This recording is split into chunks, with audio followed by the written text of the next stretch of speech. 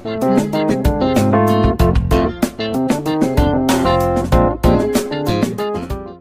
ayan mga karekontek, meron tayong bisita na Black & Decker food processor. Ang reklamo ng may-ari ay hindi na daw nag-i-spin. So ito yung ating i-check up ngayon.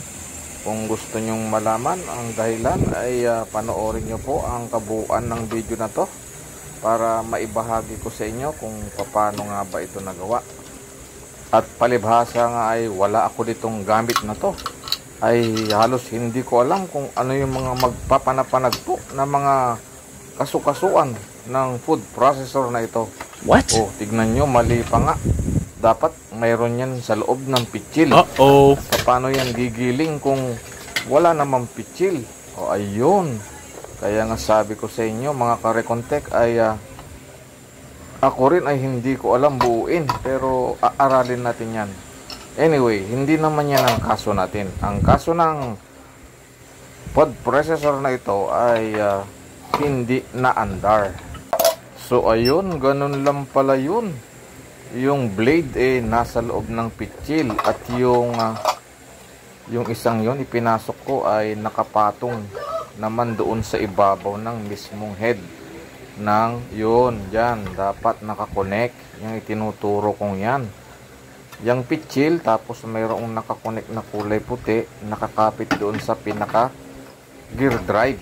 Ganun pala mga karekontek. Now I know. Kaya pagpatuloy natin ang pagre-repair.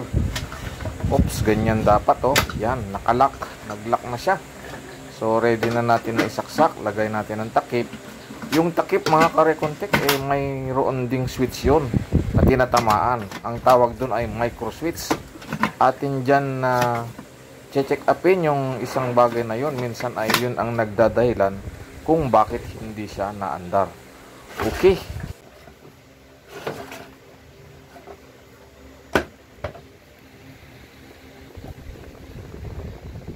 Nakikita naman natin na mayroong power indicator dyan sa ating switch or saksakan. Kaya hindi po tayo nandadaya. Kulay pula yan. Ibig sabihin naka-power on na. So pwede na natin i-testing yung ating food processor. Dito tayo sa bypass test. Ay wala. Wala rin. So mukhang kaduda-duda. Lagay natin sa 2. Speed 2. Wala din. Ayan. Nag-waiver na si Mr. Recontech. Ay wala talaga. Kaya ating check upin.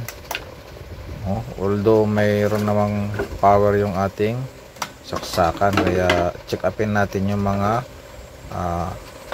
pwedeng kable. O di kaya ay connection sa loob. Sa may motor. Yung motor may brush. Baka hindi rin gumagana o hindi umaabot sa kanyang rotor. Ganon din, pwede ring power cable. Kung ginamit na to ng matagal at na-stress yung cable, pwede ring wala ng supply. Kaya abangan nyo mga guys kung paano natin check upin at paano natin malalaman yung problema ng food processor na ito na Black & Decker. Magandang klase to mga guys. Mamahalid to. Kaso hindi nga nagagamit ng may-ari. At syempre habang tinatanggal natin yung tornilyo ay chances naman natin na i-shout out yung ating customer na si Engineer Gea Gonzales ng Binyan City. Hello po ma'am. Ito na po at atin ng kinakalikot at kinukutingting ang inyong food processor at pinagkatiwala nyo po kay Mr. Recontech. Kaya akin na pong inuumpisahan ng i-validate kung ano ba ang problema at hindi po gumagana yung kanyang motor. Mayroon namang supply yung ating plug module o saksakan. Mayroon naman yan 220 pero hindi po nagre-response yung motor ng inyong Black & Decker na food processor. So ito na. Atin munang titignan yung mga continuity Oh, mayroon pa palang ano dyan, switch o micro switch dyan sa banda na yan. Tignan natin kung nag-work ba ng maayos kapag ka nai-slide yung bowl sa ibabaw. Pag inilalak mo yung bowl sa ibabaw na parang pitchil, dapat yan ay nagsiswitch at na-activate kasi dumaan po yung isang wire dyan ng 220. Yan. Bago yan pupunta sa brush ng motor. Ay, nalaglag pa yung ating pang bypass. So binaypass muna natin yung switch. Ibig sabihin ginamit natin yung screwdriver na pangtulak muna doon sa kanyang micro switch sa gilid. So nagana naman siya. Ayan oh, may beeping pa nga eh. Sa pagpapatuloy ay tinanggal natin yung cover ng buong motor para ma-check natin yung continuity ng brush kung nagko-connect ba siya doon sa may armature. Natunog naman siya eh.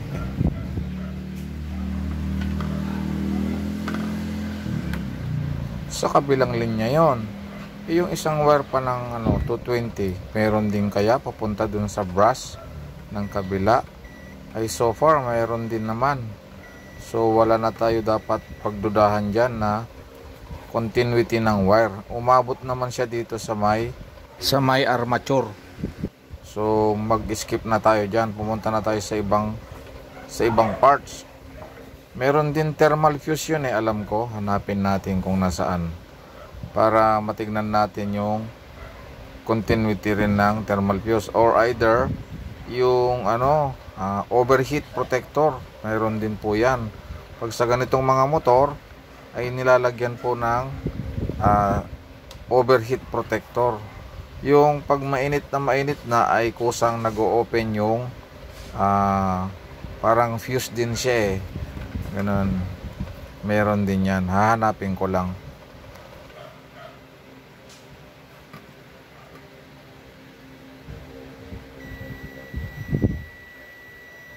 Ayun, nakita ko naman so far ay may continuity naman siya. Nagwo-work naman. So ang isa na lang na hindi natin na-check dito ay yung power cable. Baka naman ito ay may problema sa continuity ng kable niya. From plug to the end wire ay baka wala po siyang continuity. Isa pa yun na i-check natin mamaya. So ayan, puntahan na natin yung guys, yung power cable. Titignan natin yung end to end na wire niya kung working ba. Baya continuity pa rin yung ating gagamitin. Ayan nyo, ayan yung power cable niya papasok papunta dun sa motor. So hanapin na lang natin yung mga ends ng wire kung saan nagpunta. Make sure natin na meron siyang continuity or beeping para ma-eliminate natin yung mga doubts. Wala daw. Sabi ni Mr. Recontech, wala. So walang continuity. So something's happen na dito. Dito na tayo mag-focus ngayon kung bakit wala. Kaya hindi umaandar yung motor dahil wala ngang continuity yung wire natin o plug natin. Hindi nakakarating yung kuryente. So baybayin na lang natin kung alin sa wire. Ayan, wala. Alin sa wire ang wala. O yung mga buzzers dyan, so wala na naman kayong magawa. Magtrabaho na lang kayo. O yung load ang wala. O meron din palang fuse dito. Hindi natin na-consider yun. Check upin natin yung fuse doon sa plug. Meron pala. Baka naman ito ay walang fuse. Pero ganon. Galing sa ibang bansa to eh. What? Oh, ayan bakante, anak ng bakante mga guys. Huli agad ang problema dito. Medyo na high-tech lang tayo sa pagbabalidate ng kable. Dapat ito na yung inuna natin kanina. Oh yeah. Tingnan natin kung ilang ampere yung nakasulat dito. Hindi kasi mabasa eh, kaya gumamit tayo ng magnifying glass. So far ay nakalagay ay 13 amperes. Kaso wala tayong Hanap tayo ng available. Glass mahaba. Hindi rin kasya. Hindi rin kasya. Hanap tayo dyan. Marami tayong spare parts. Kaya nga tayo nagre-repair So ibig sabihin, marami tayong parts. Oops, mahaba pa rin ng konti. Yung klase ng fuse na to ay hindi siya fast blown. Yung glass type kasi fast blown mga guys. Ang ginamit dito ay parang yung mercury ang loob. Nakakita na ba kayo ng mercury? Ganun ang klase ng fuse na ginamit. Ang tawag dyan ay slow blow na fuse na 13 ampere. Good naman itong fuse na ilalagay natin, kaso mo ay mahaba, hindi kasya dun sa casing. Kaya hahanap tayo ng mag-fit doon sa kanyang lalagyan para mag-work naman siya. Saka natin susubukan. Since yung kasi mga guys, yung wire natin kanina ay ayos naman. Yung mga brush working naman, brush ng motor. Yung thermal fuse okay naman, protector, yung high temperature overheat protector okay din, working din. Kaya so ayan, nakapaghanap tayo ng pwede natin magamit. Ngayon testingin na natin to guys. Baka ito lang yung salarin. Magte-testing tayo uli ng wiring kung mayroon na ba tayong continuity na makukuha. Ayun mga guys, mayroon na tayong naririnig na beeping continuity. Kung di nyo man nakikita yung multimeter natin, at least may beeping malang kayong naririnig. So goods na. Ayan, thumbs up si Mr. Recontech. Subukan naman natin yung kabilang wire ng 220 sa kaliwa naman, o yung load sides, kasi yung nasukat natin ay yung neutral. So sa load naman tayo, tingnan natin kung mayroon din.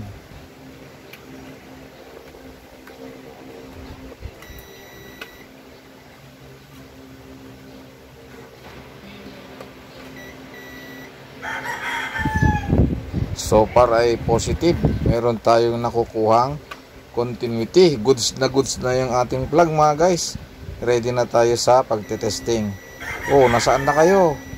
Dito na, lapit-lapit na kayo. Baka naman may makukuha kayong knowledge para dito kung maka-encounter kayo ng food processor na ganitong klase. Black & Decker mga guys. Napakagandang klase ito. At mamahalin, branded ba? So eto na ang ating kinaabangan mga ka-Recontech. Magte-testing na tayo kung nag-success ba tayo sa ating mga pinaggagawang ito. At napakarami na yung checking na ginawa natin sa huli. Ay sa plug lang pala. High-tech kasi yung plug nito. May fuse ba? So ito na, pinatong na natin yung kanyang pechill. At ating tetestingin yan, nakalock na. Ayun, umandar naman yun guys. Mukhang nag-success na tayo. Subukan natin sa kabila. Yun, na-under din. Dito naman sa bypass dito sa kabila. Dito yan, bypass yan Ayun, mayroon din mga guys. So far so good na. Sa mga newbie at viewers ko, kung sa palagay mo ay mayroon ka naman natutunan sa pag-troubleshoot ng food processor na ito, ay huwag mo namang kalimutan na mag-subscribe sa Recontech channel at isang thumbs up naman dyan. Bye bye.